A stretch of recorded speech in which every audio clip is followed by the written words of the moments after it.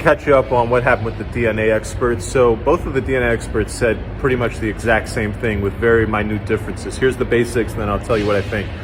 So they both said that the magazine was tested and there were 4 DNA profiles on the magazine, and you can tell that none of those are Tory. So most likely Tory never touched this magazine. On the gun, they both said the same thing, that there's 4 profiles on the gun, but it's inconclusive. You can't tell if the DNA is Tory's or somebody else's. Now, both experts agreed that you would expect to see Tory's DNA on the gun if he had shot it 5 times. The defense experts seem to go further and say, look, if he shot that gun 5 times and then they tested it, you would conclusively see that he's on it. You don't see that here, suggesting strong DNA evidence in Tory's favor. Now, then the prosecution went to try to discredit the defense expert. He's like, aren't you getting paid by the defense? Don't you always work for defendants? He's like, yeah, the LAPD has their crime prosecutor, and then defendants hire private companies like mine to do the forensics.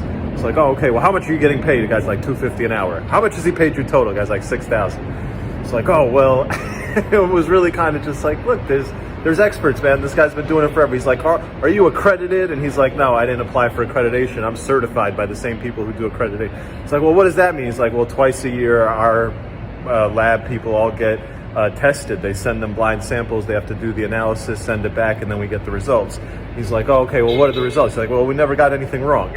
And the guy's like, how do we know that? He's like, I'm telling you. It's like, how do we know you're not lying? He's like, well, you can check. I'll show you the records. And then he just kept going on and on. Look, at the end of the day, the DNA evidence came out strongly, I think, in favor of Tory. We'll see where the rest of the trial takes us. There was one other part, the big part, which is that they never gave the crime lab Kelsey's DNA. And so on defense, the defense brought out this point that, hey, if you ever get a case file and there's 2 people with GSR, wouldn't you expect to get 2 people's DNA? And the guy's like, yeah, that would make sense. If there's 2 people who've tested positive for the GSR and we're testing one's DNA, we ought to test both DNA. Done.